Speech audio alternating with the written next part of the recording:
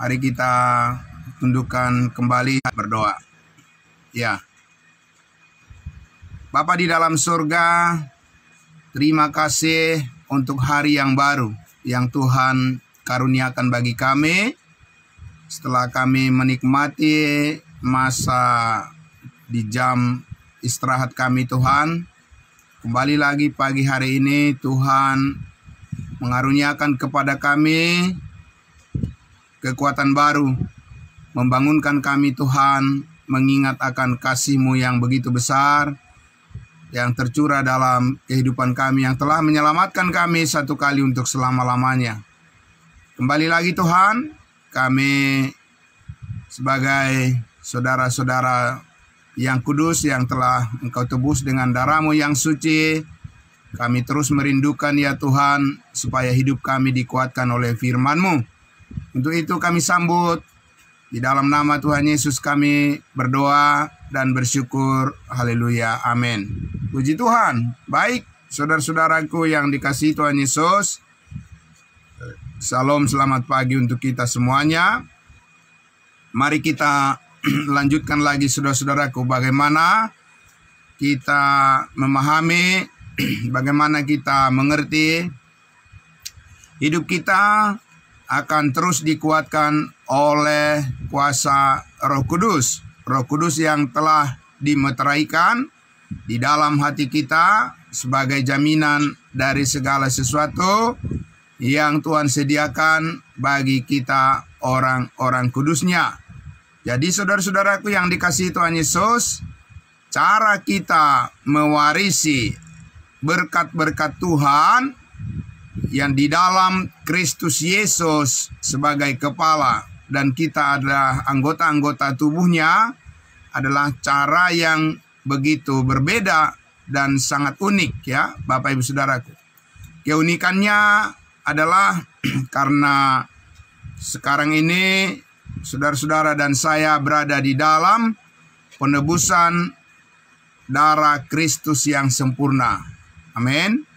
Jadi kita memandang kehidupan kita, diri kita, ya saudara-saudara di hadapan Allah adalah karena pemberian Kristus, amin. Karena pemberian Allah yang dikaruniakan secara cuma-cuma kepada kita semua, dan bukan karena hasil usaha kita, bukan karena hasil perjuangan kita, tetapi apa yang telah Tuhan lakukan bagi kita. Bukan karena apa yang kita lakukan bagi Tuhan sehingga kita mewarisi berkat-berkat surgawi yang dikaruniakan kepada kita, tetapi karena apa yang Tuhan Yesus usahakan bagi kita. Amin. Jadi itu satu hal yang berbeda. Banyak orang berpikir bahwa mereka akan memperoleh ya berkat daripada Tuhan karena mereka yang mengusahakannya. Ya, Bapak Ibu Saudara, itu benar-benar adalah konsep keinginan daging.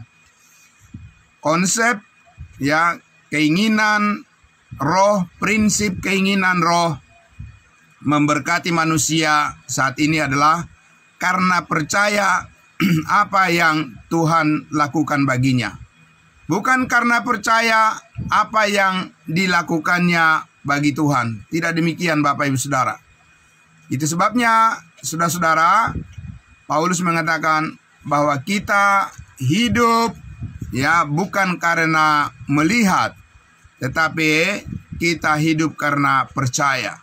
Jadi saudara, yang dilatih, yang dituntun, yang dibentuk, yang dimurnikan sekarang adalah cara kita mempercayai. Amin. Iya Bapak Ibu Saudara, cara kita mempercayai apa yang Tuhan lakukan bagi kita, begitulah caranya kita saudara-saudara akan dievaluasi, akan dinilai oleh Kristus Yesus di kursi pengadilan Kristus yang akan datang. Sebesar apa saudara-saudara dan saya datang kepada pengetahuan akan kebenaran, sehingga saudara meletakkan dasar iman ya kepada firman kebenaran. Sebelum saudara dan saya bertindak, sebelum saudara dan saya melakukan segala sesuatu, maka saudara dan saya sudah harus menempatkan dasar pengertian yang benar terhadap firman kebenaran yang akan menuntun kita untuk memperoleh keyakinan akan apa yang Tuhan sediakan bagi kita. Amin. Nah, untuk itulah saudara-saudaraku, menghadapi kenyataan itu antara keinginan daging dan keinginan roh, saudara-saudara, tidak jarang orang-orang percaya harus mengalami berbagai-bagai penderitaan. Ya, jadi kalau kita lihat Bapak Ibu Saudaraku, bagaimana Yesus Kristus Tuhan kita ya menunjukkan ketaatannya kepada Allah Bapa ketika Yesus Kristus ada di bumi ini. Saudara-saudara, semuanya itu dapat disimpulkan adalah bagaimana ketaatan Kristus menghadapi segala penderitaan yang harus dialaminya. Nah, itulah sebabnya saudara, kalau kita lihat di Roma pasal 8, ya, sebelumnya kita sudah lihat di ayatnya yang ke-17. Saudara, ayat 17 dikatakan, dan jika kita adalah anak, maka kita juga adalah ahli waris Tuhan. Dan jika kita anak, di sini kemarin saya sudah jelaskan, kata jika ya di dalam konsep program Allah bagi bangsa Israel itu berarti mereka belum mendapatkannya. Kalau kata jika berarti ada syarat yang harus mereka penuhi dari perbuatan-perbuatan mereka menurut hukum Taurat. Tetapi kata jika di dalam kasih karunia yang disampaikan oleh Rasul Paulus kepada kita sebagai tubuh Kristus, kata jika adalah menunjukkan suatu kenyataan. Ya, jadi jika kita adalah anak-anak Allah, itu untuk menekankan betapa kita ini harus menyadari bahwa kita ini adalah anak-anak Allah. Amin. Dan konsekuensi daripada keberadaan kita sebagai anak-anak Allah, maka kita secara otomatis adalah sebagai ahli waris. Ahli waris terhadap apa yang dijanjikan oleh Tuhan, sehingga kita akan mewarisinya. Saudara-saudara, dikatakan di situ maksudnya ialah orang-orang yang berhak menerima janji-janji Allah itu, yang akan menerima janji-janji Allah itu bersama-sama dengan Kristus, yaitu secara khusus jika kita menderita bersama-sama dengan Yesus, supaya kita juga dipermuliakan bersama-sama dengan Yesus Kristus. Jadi ini bukan berbicara keselamatan Bapak Ibu Saudara. Ya, ini bukan berbicara kita adalah secara posisi atau status tentang keselamatan. Tidak, bukan itu lagi yang dibicarakan di sini. Tapi bagaimana identitas kita. Amin.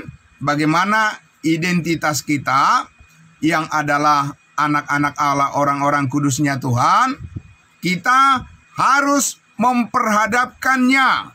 Ya, harus mengkonfirmasinya. Amin. Kita harus menginisiasinya. Saudara-saudara, saudara-saudara harus mencocokkan ya status kita sebagai anak-anak Allah, sebagai orang-orang kudusnya Tuhan, dengan sikap bagaimana kita menyikapi kehidupan kita ini ketika kita harus mengalami berbagai-bagai tekanan kehidupan, berbagai-bagai penderitaan dan pencobaan-pencobaan dalam kehidupan ini. Saudara dan saya tetap teguh berdiri. Amin. Tidak menyangkal kebenaran. Amin.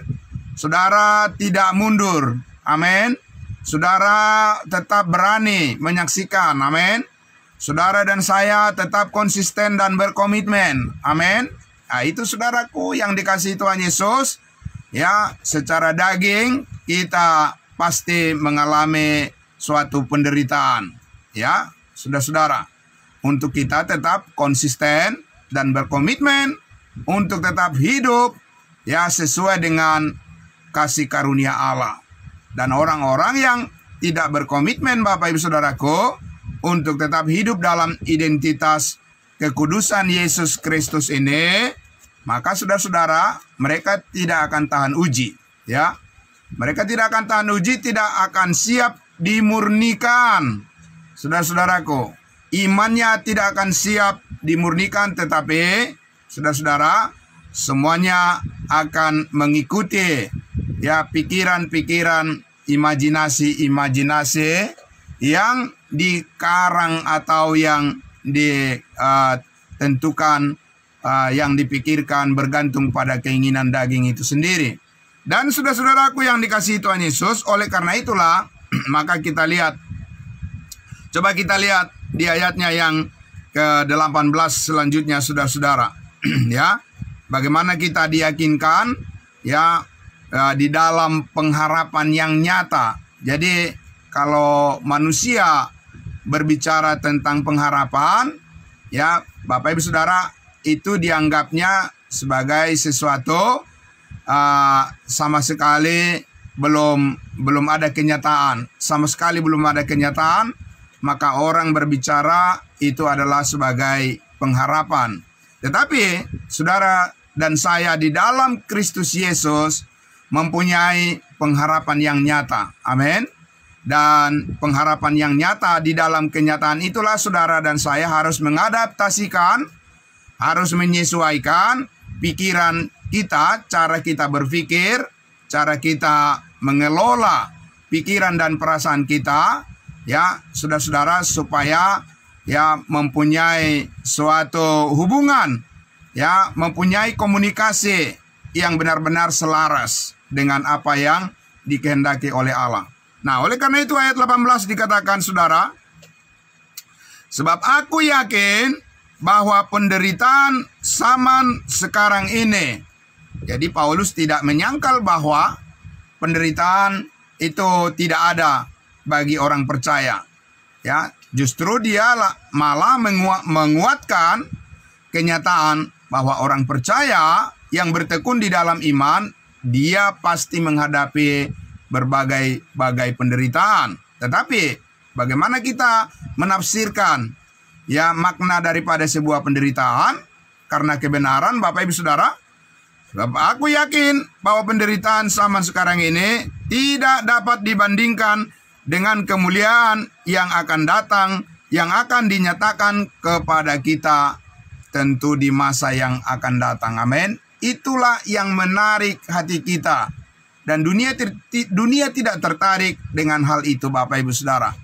Ya, dunia hanya ingin dan mau yang instan saja. Ya, yang cepat-cepat, nyata di hadapan mata, dan segala sesuatu kalau bisa apa yang diinginkan itu langsung menjadi nyata. Bapak Ibu Saudaraku yang dikasihi Tuhan Yesus, kalau hal seperti itu, kalau untuk proses yang seperti itu, saudara-saudaraku, maka tidak perlu bertekun dalam iman. Karena apa? Karena segala sesuatu itu, saudaraku, yang berhubungan dengan keinginan daging, itu adalah keinginan yang bersifat duniawi. Nah, mari kita lihat, saudaraku, ayat 19. Sebab dengan sangat rindu seluruh makhluk menantikan saat anak-anak Allah dinyatakan, karena seluruh makhluk telah ditaklukkan kepada kesia-siaan, bukan oleh kehendaknya sendiri, tetapi oleh kehendak Dia yang telah menaklukkannya. Tetapi dalam pengharapan karena makhluk itu sendiri juga akan dimerdekakan dari perbudakan kebinasaan dan masuk ke dalam kemerdekaan kemuliaan anak-anak Allah. Sebab kita tahu bahwa sampai sekarang segala makhluk sama-sama mengeluh dan bersama-sama merasa sakit bersalin. Dan bukan hanya mereka saja yang mengalaminya, dikatakan saudara-saudara, bukan hanya mereka saja, tetapi kita juga yang telah menerima karunia sulung roh, kita juga mengeluh dalam hati kita sambil menantikan pengangkatan sebagai anak, yaitu pembebasan tubuh kita. Kembali lagi saudaraku yang dikasihi Tuhan Yesus, kemarin kita sudah banyak membicarakan bahwa karena di dalam tubuh inilah, di dalam kehidupan kita secara biologis inilah, maka saudara-saudara dan saya dikatakan masih terbelenggu di dalam keinginan kita, saudaraku, harus kita lepaskan, harus kita bebaskan itu karena kita mempunyai kepercayaan, iman kita lah yang bisa membebaskan kita dari belenggu-belenggu keluhan-keluhan ini, Bapak Ibu Saudara. Selama kita di dalam tubuh yang fana ini, pasti kita mengeluh. Rasul Paulus juga mengeluh, Bapak Ibu Saudaraku. Di mana keluhannya? Dia berdoa kepada Tuhan supaya Tuhan menyembuhkan sakit penyakit yang ada di dalam tubuhnya. Dia katakan 3 kali aku berdoa supaya Tuhan menyembuhkan penyakit yang melekat pada tubuhku. Tetapi apa jawaban Tuhan, Bapak Ibu Saudaraku? Jawaban Tuhan berbeda dengan apa yang diinginkan oleh Rasul Paulus. Saudaraku, yang disediakan oleh Tuhan Yesus yang dikaruniakan kepadanya jauh lebih baik. Jauh lebih baik karena Tuhan Yesus mengatakan apa? Cukuplah kasih karuniaku bagimu. Amin. Bapak Ibu Saudaraku, disitulah kemauan kita ditaklukkan kepada kemauan Tuhan. Bukan lagi apa yang menjadi keinginan kita sendiri yang terjadi, tetapi yang berlaku adalah kehendak Allah, kehendak Roh Kudus. Dan untuk itu Bapak Ibu Saudaraku, kita dilatih untuk bertekun dan menolak apa yang menjadi keinginan-keinginan daging, tetapi kita memilih apa yang menjadi keinginan daripada Roh Kudus, sekalipun kita harus menderita untuk hal itu. Amin. Nah, saudaraku yang dikasihi Tuhan Yesus, jadi ingatlah saudaraku yang dikasihi Tuhan Yesus, bahwa Allah mau membebaskan kita. Allah akan memerdekakan kita sepenuhnya dari tubuh yang lemah ini, dan Tuhan sudah menyiapkan, mempersiapkan tubuh yang baru bagi saudara dan saya, yang benar-benar nanti akan menggantikan tubuh yang lama ini, tubuh yang kuat, tubuh yang permanen, tubuh yang dibebaskan dari segala keluhan-keluhan. Saudara dan saya akan mengenakan itu pada saat Tuhan Yesus datang menjemput kita dengan membangkitkan terlebih dahulu tubuh kita yang fana ini dengan tubuh yang baru, yang mulia dan yang kekal. Amin. Itulah yang mendorong saudara, yang menarik kuat hati saudara, mengapa kita terus bertekun di dalam kebenaran ini. Karena kita mempunyai pengharapan yang nyata di dalam Kristus Yesus. Amin. Bukan pengharapan yang mudah-mudahan, tapi ini adalah pengharapan yang sudah pasti di dalam Yesus. Amin. Saudaraku, karena pengharapan ini bukanlah pengharapan yang akan nyata karena usaha saudara dan saya. Yesuslah yang menyediakan pengharapan yang mulia ini, dan Roh Kuduslah yang menjamin, memimpin saudara dan saya sampai kepada kenyataan yang sepenuhnya nanti ketika tubuh kita dibebaskan dan kita menerima tubuh kemuliaan yang sama dengan tubuh Kristus. Amin. Nah, saudaraku, jadi untuk itulah mengapa kita dimeteraikan dengan Roh Kudus. Roh Kudus tidak akan meninggalkan kita, Bapak Ibu Saudara. Seperti yang dipahami oleh banyak orang, bahwa kalau kita berbuat dosa, Roh Kudus akan meninggalkan kita, katanya. Bapak Ibu Saudara, saudaraku yang dikasihi Tuhan Yesus, tidak ada orang yang tidak berbuat dosa. Kalau Roh Kudus meninggalkan orang karena berbuat dosa, maka tidak ada orang yang akan masuk surga. Tidak satu pun manusia yang masuk surga, karena tidak ada manusia yang tidak berbuat dosa. Saudaraku yang dikasihi Tuhan Yesus, tetapi Roh Kudus mendidik kita, melatih kita untuk meninggalkan segala kefasikan, dan kita memberikan ya diri kita diperbaharui ya oleh Roh Kudus dengan pengetahuan gambar kemuliaan Kristus, yaitu suatu pengertian yang menuruti seluruh kehendaknya yang kudus. Amin. Nah, Bapak Ibu Saudaraku, ayatnya yang ke-26 dikatakan, demikian juga Roh membantu kita dalam kelemahan kita, sebab kita tidak tahu bagaimana sebenarnya harus berdoa. Ya, tetapi Roh sendiri berdoa untuk kita kepada Allah dengan keluhan-keluhan yang tidak terucapkan.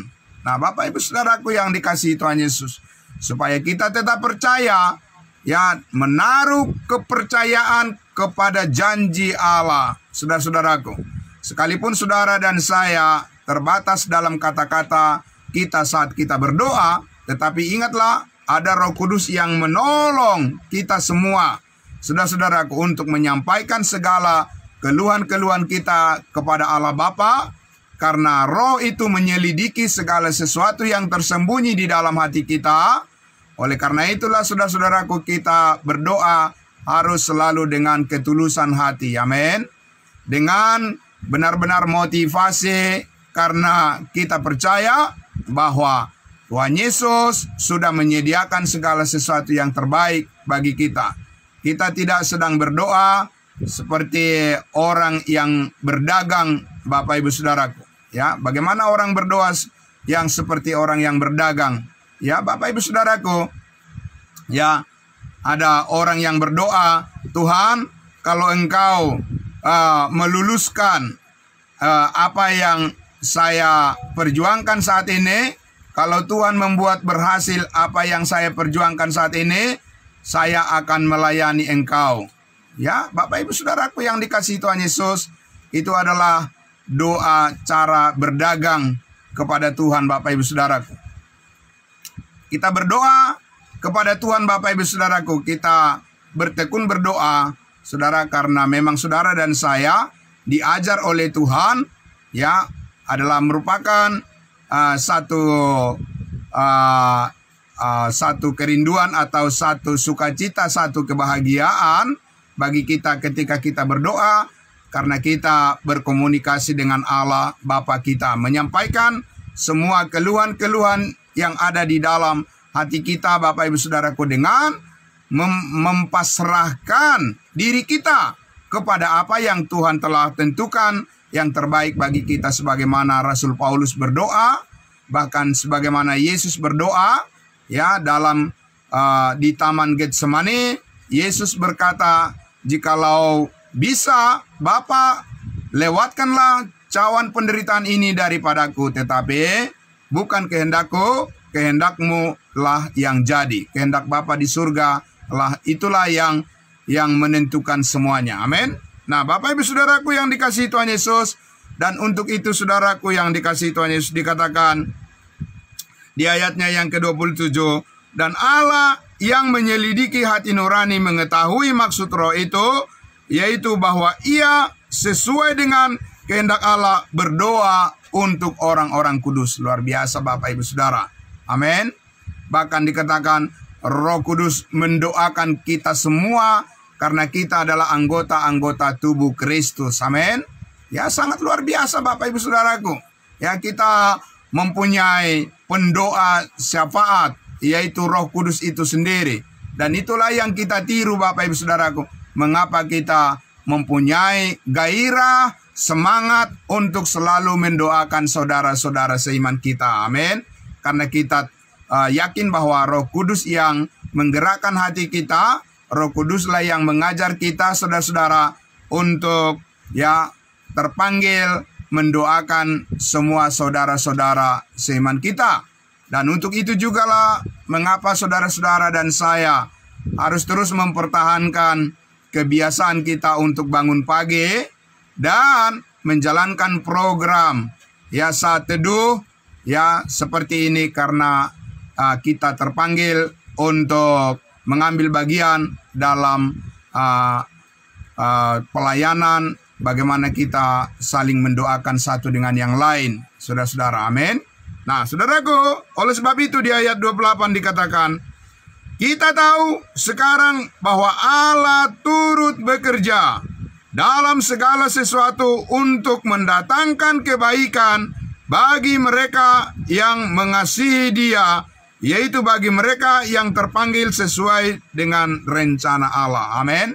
Jadi ada maksudnya Bapak Ibu Saudara, maksud Tuhan bagi kita semua. Kenapa kita harus diperhadapkan dengan berbagai tantangan dan persoalan di dalam kehidupan kita ini. Sementara kita masih menjalani kehidupan, diberikan kesempatan bagi kita Bapak Ibu Saudara, panjang umur bagi saudara dan saya. Ada maksud Tuhan yang spesial. Ada tujuan Tuhan yang spesifik bagi kehidupan saudara dan saya. Karena Allah ingin menunjukkan bahwa segala apapun yang saudara korbankan untuk membuat saudara lebih dekat kepada kebenaran kasih karunia Allah, itu tidak akan pernah sia-sia. Amin. Sebab di dalamnya Allah turut bekerja, bukan hanya turut bekerja, bahkan mengambil alih, mengambil kendali, ya, mengontrol kehidupan saudara dan saya. Sekalipun kita menghadapi berbagai ujian dan pencobaan di dalam kehidupan ini, tapi ingatlah, tujuan Tuhan adalah untuk mendatangkan kebaikan, membuat hidup kita menjadi lebih baik lagi Bapak Ibu Saudara. Jadi karena itu jangan pernah mudah menyerah. Amin. Jangan pernah mudah mundur dari pelayanan. Karena apa, saudara-saudaraku? Tuhan ingin membuat kita menjadi lebih baik. Menjadi lebih baik sesuai dengan kehendaknya. Ya, saudara-saudara, ada orang-orang percaya berpikir kalau dia mundur dari pelayanan, dia berpikir bahwa dia akan menjadi lebih baik.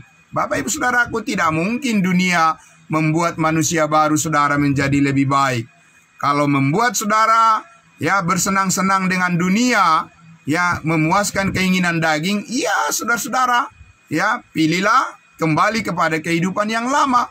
Tetapi kalau kita tetap memilih cara hidup kita yang sesuai dengan kehendak Allah, maka salah satu yang harus saudara dan saya sadari adalah bahwa penderitaan, tekanan kehidupan, ya pencobaan-pencobaan, saudara dan saya pasti masuk ke dalam suatu keadaan di mana saudara diperhadapkan bagaimana memilih di dalam keadaan yang sulit itu.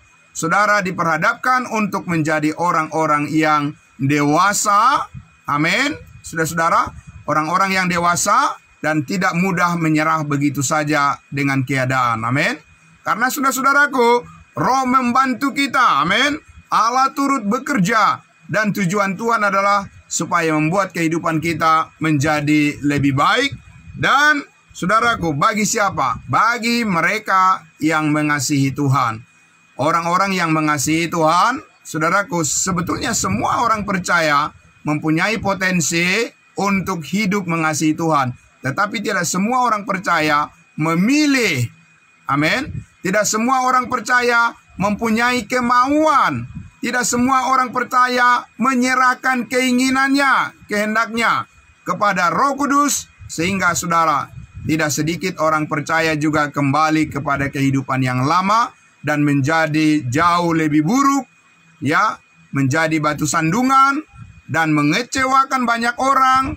Dan saudara-saudara yang dikasihi Tuhan Yesus, ya, itu artinya tidak memberikan dirinya untuk dipakai Tuhan, ya, tidak memberikan dirinya untuk dibentuk oleh Tuhan supaya menjadi serupa dan segambar dengan Yesus Kristus, Tuhan dan Juru Selamat kita. Bapak Ibu Saudaraku yang dikasihi Tuhan Yesus, oleh karena itu maka marilah saudara-saudara dan saya, teruslah kita bertekun di dalam kebenaran ini. Amin.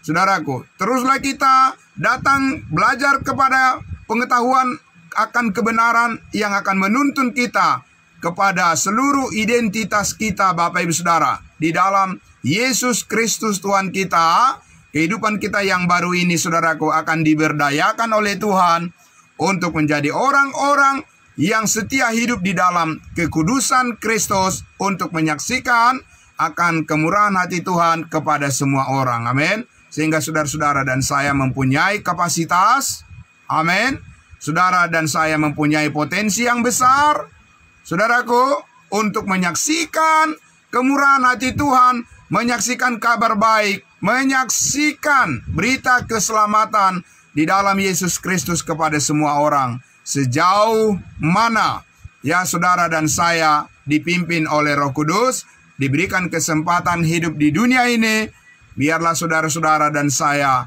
menjadi orang-orang percaya yang siap menghadapi ya apapun itu dengan selalu mempunyai kepekaan untuk bersandar kepada kemurahan hati Tuhan saja. Amin. Tidak bersandar kepada pikiran sendiri, tidak bersandar kepada keinginan diri sendiri, tapi kita sudah dilatih, saudara-saudara, untuk mempercayakan seluruh hidup kita kepada kehendak Tuhan saja, sesuai dengan firman kebenaran yang kita pahami, yang kita mengerti setiap hari. Saudara dan saya diyakinkan bahwa Allah turut bekerja untuk mendatangkan kebaikan bagi saudara dan saya yang selalu rindu mengasihi Tuhan kita. Amin. Mari kita berdoa. Bapa di dalam surga, terima kasih. Kami sangat bersyukur ya Tuhan, di pagi hari ini Engkau mengajar kami Tuhan untuk memahami satu langkah lagi arti daripada penderitaan dalam kehidupan ini. Bukan untuk menjatuhkan kami, bukan untuk meruntuhkan pengharapan kami, dan bukan untuk menjauhkan kami dari Tuhan. Tetapi segala sesuatu itu adalah untuk membuat kami semua mengerti bahwa kuasa yang membuat kami sanggup bertahan adalah karena kami bergantung kepada kuasa Kristus saja, kepada kuasa kasih karunia-Mu yang mencukupkan apa yang kami perlukan, yang mencukupkan apa yang kami butuhkan, dan mencukupkan segala sesuatu yang kami inginkan untuk kami bisa tetap taat kepada Tuhan di dalam seluruh pergumulan-pergumulan kehidupan kami.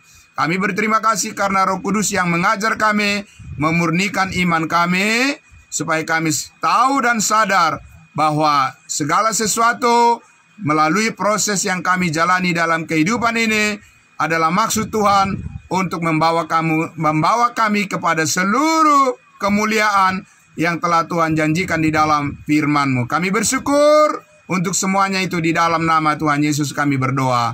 Amin. Puji Tuhan, amin. Selamat pagi saudara-saudaraku. Ya, Tuhan memberkati kita semua. Kita akan jumpa besok pagi lagi. Salam semuanya.